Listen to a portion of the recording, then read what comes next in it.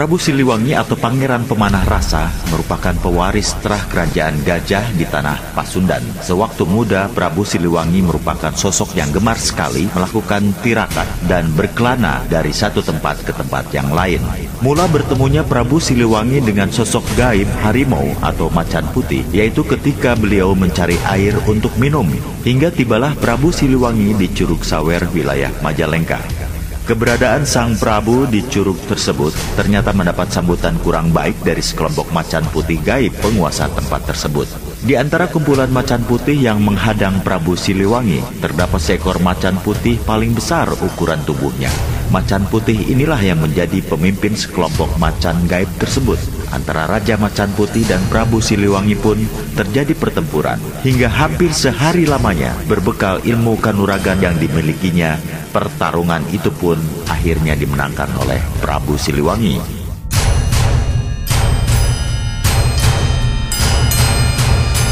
Sejak saat itu, Raja Macan Putih dan seluruh punggawa kerajaan Macan Putih menyatakan diri sebagai hamba atau abdi setia Prabu Siliwangi. Wilayah yang didiami Macan Putih tersebut pun menjadi bagian dari wilayah kekuasaan Kerajaan Gajah. Bergabungnya Kerajaan Macan Putih, kemudian Kerajaan Gajah berganti nama Pakuan Pajajaran, yang berarti bersatunya atau kesejajaran Kerajaan Macan Putih dengan Kerajaan Gajah. Bahkan ketika Kerajaan Gajah mendapat serangan dari Kerajaan Mongol, abdi Prabu Siliwangi yang berasal dari golongan Macan Putih gaib bahu-membahu membantu Kerajaan Gajah mengusir pasukan Mongol dari bumi Kerajaan Gajah.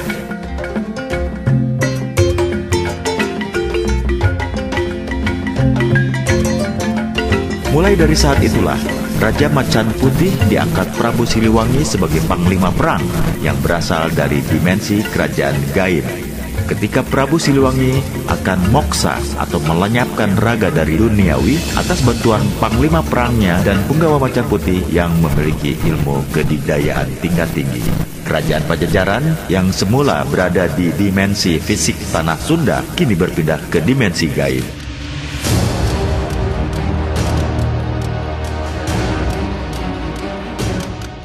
Pada malam purnama sebelum Prabu Siliwangi memindahkan kerajaan Pajajaran ke dimensi gaib, beliau berjalan ke perbatasan dengan Panglima Macan Putih dan beberapa punggawanya yang memiliki kesaktian tingkat tinggi. Sebelum mengerahkan kemampuan batinnya, Panglima Macan Putih menyarankan kepada Prabu Siliwangi agar menanam pohon jeruk di perbatasan tersebut.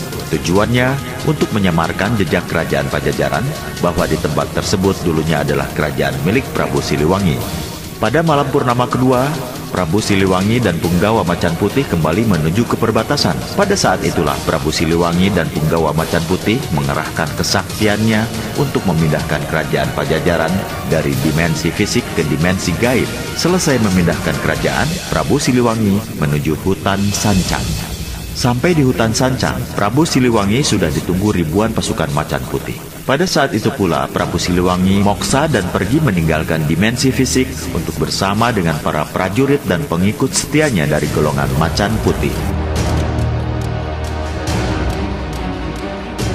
Pada malam purnama di tempat-tempat yang pernah disinggahi atau petilasan Prabu Siliwangi, sering dikabarkan bahwa terlihat sosok harimau atau macan putih. Ada pula yang hanya mendapati suara auman, mengingat banyaknya tempat yang pernah dijadikan Prabu Siliwangi untuk bertapa dan juga jumlah punggawa macan putih Prabu Siliwangi yang jumlahnya ribuan. Bukan tidak mungkin bila mustika peninggalan Prabu Siliwangi terdapat lebih dari satu mustika ataupun pusaka. Meskipun demikian, tidak sembarangan orang yang bisa berjodoh dengan mustika tersebut. Kadangkala perlu dilakukan proses tertentu agar orang yang memiliki pusaka atau mustika peninggalan Prabu Siliwangi bisa mendapatkan manfaatnya. Oleh karena itu, orang yang memiliki mustika Prabu Siliwangi bisa lebih mudah mengakses energi metafisik mustika milik Prabu Siliwangi.